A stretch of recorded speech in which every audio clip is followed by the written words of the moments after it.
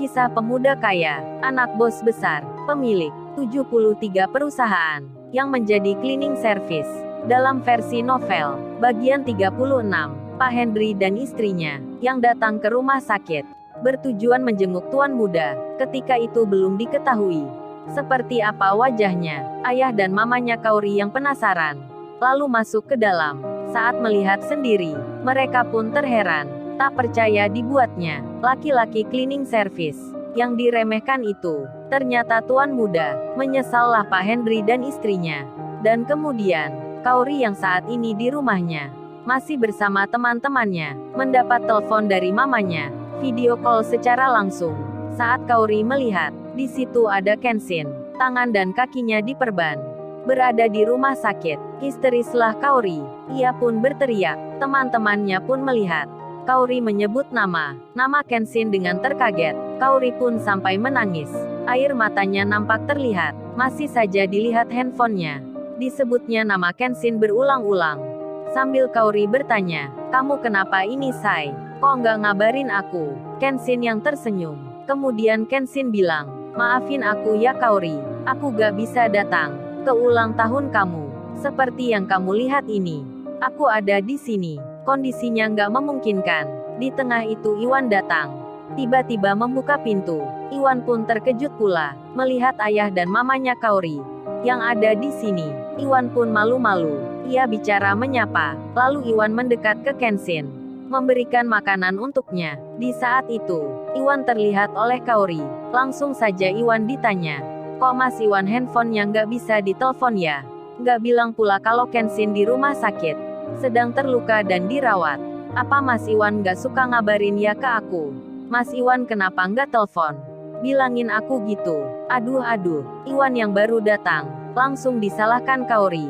Dan Iwan menjawabnya, oh ya mbak, maafin. Tapi kata Kenshin ini mbak, dia sendiri yang nggak mau dikabarkan.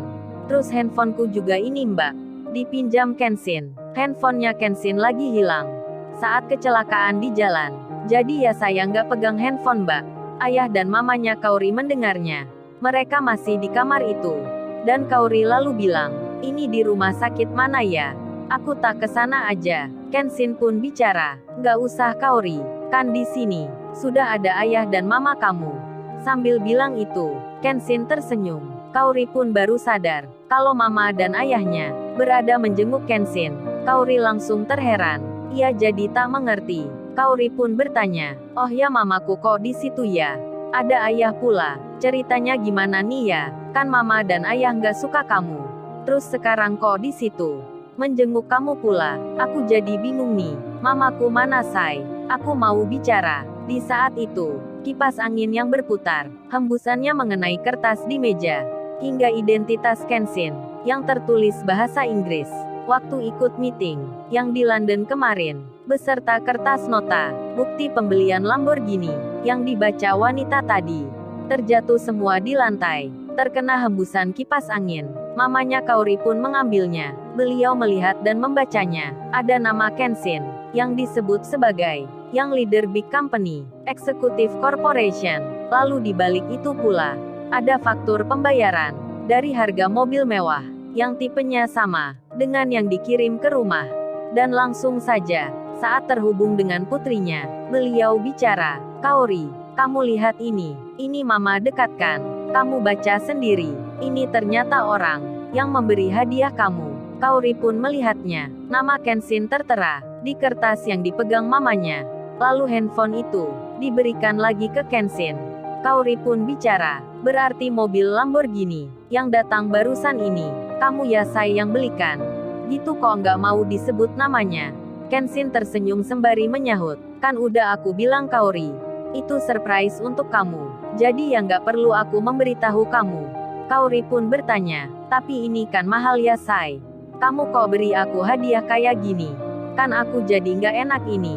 Kenshin menjawabnya, ya nggak apa Kaori, kamu anggap biasa aja. Di saat itu, teman-temannya Kaori mulai melihat handphone itu juga. Mereka pun penasaran, seperti apa cowoknya Kaori yang memberi hadiah Lamborghini. Mereka melihat dengan tersenyum. Kemudian salah satu temannya bicara, kamu kesana aja Kaori. Kan acara potong rotinya sudah selesai. Kita balik aja. Kamu nggak melihat cowokmu itu? Dan Kaori pun menjawab, beneran nih nggak apa? Teman-temannya pun mengiyakan. Dan Kaori lalu bilang, pada Kenshin yang masih tersambung. Oh ya aku ke sana aja sekarang. Kamu jangan melarang aku. Kaori pun langsung bersiap, menuju ke rumah sakit. Di saat yang sama, bos besar dalam perjalanan. Beliau pun akan menjenguk putranya. Di sela itu Pak Henry dan istrinya. Mereka saling bicara, dengan pelan-pelan seperti berbisik. Mamanya Kaori bertanya, "Yah kalau gini gimana ya? Dengan si Alex anak teman ayah. Kan kita jadi merasa nggak enak nih." Pak Henry pun menjawabnya, "Ayah pun demikian ma, tapi tuan muda ini, emang jauh lebih baik ma. Meski dia anaknya orang kaya, masih mau kerja cleaning service. Dia pun nggak marah pula. Waktu kemarin kita jelekin, bahkan mama minta, nggak usah menemui Kaori. Tuan muda pun nggak tersinggung. Sampai sekarang dia baik saja." Istrinya menyahut, "Iya ya benar itu. Mama juga berpikir sama. Tuan muda itu baik orangnya." Kaori pun sudah suka. "Terus gimana entar ya bilangnya ke teman ayah itu?" Pak Henry menjawab, "Entar aja ma ayah pikirkan." Tak berselang lama, Kaori pun tiba. Ia masuk ke kamarnya Kenshin. Dan bertemu ayah dan mamanya. Bertemu Iwan pula. Kaori langsung mendekati Kenshin, yang saat itu hendak akan makan. Kaori pun bilang, "Mas Iwan sini biar aku yang bawain." Ayah dan mamanya Kaori, yang duduk di kursi pojokan, mulai melihat putrinya, yang memegang mangkuk dan piring. Lalu terdengar Kaori bicara, "Sini aku bantu makan aja. Kan tangan kamu sakit, masa dipaksakan gitu say? Entar malah nggak sembuh-sembuh loh." "Ini aku bantuin ya." Kenshin menjawab, "Jangan Kaori, aku makan sendiri aja." Kaori menyahut, "Kamu say pakai malu-malu segala."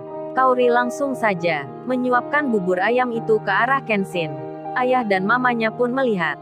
Di saat bersamaan, bos besar pun tiba. Beliau membuka pintu, dan tentu saja langsung pula melihat Kenshin dibantu makan seorang wanita. Pak Henry yang mengetahui itu, beliau pun langsung berdiri. Pak Henry mengucap salam. "Selamat siang bos." "Selamat datang." Mamanya Kaori itu pun melihat juga, dan bos besar pun menjawabnya. Lalu kemudian beliau bertanya, "Gimana Ken kondisimu? Makanya kamu suka di sini? Ada yang menjagain gini? Ini kan Mbak yang kerja di kantor kemarin itu. Kok bisa di sini sama Kenshin? Membantu makan pula. Ayo Ken jelasin ke ayah." Kenshin menjawabnya, "Ini namanya Kaori ya. Teman Kenshin." Bos besar pun bilang, "Teman atau teman? Kayak ayah nggak pernah muda aja. Kamu bicara malu-malu segala. Ayo jawab dengan jujur." Kenshin menyahut, "Oh ini ya maksudnya, Kaori ini sudah jadi pacar Kenshin ya?" Ayahnya pun menjawab, "Ya gitu laki-laki harus berani. Jangan suka sembunyi-sembunyi." Dan Kaori tersenyum. Ia pun menyapa ayahnya Kenshin.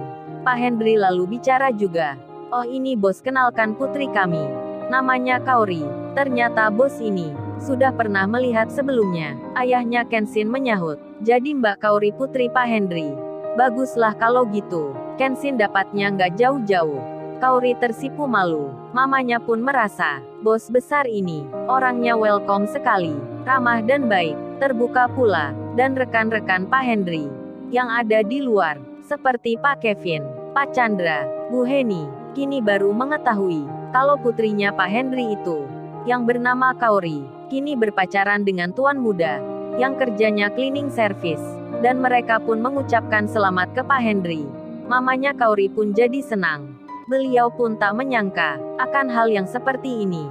Kemudian Kenshin yang di dalam lalu bilang ke Iwan, "Wan entar kalau kamu balik ke tempat kosmu, tolong lihatkan orang ya, yang punya warung kecil. Orangnya jualan es di situ. Dia yang menjaga sepedamu waktu aku dibawa ke sini. Kemarin orang itu menolongku. Kamu entar bertanya Wan, di mana rumahnya? Aku mau ke sana." Si Iwan pun mengiyakan. Lalu, bagaimana kisah selanjutnya? Subscribe channel ini untuk episode berikutnya. Terima kasih.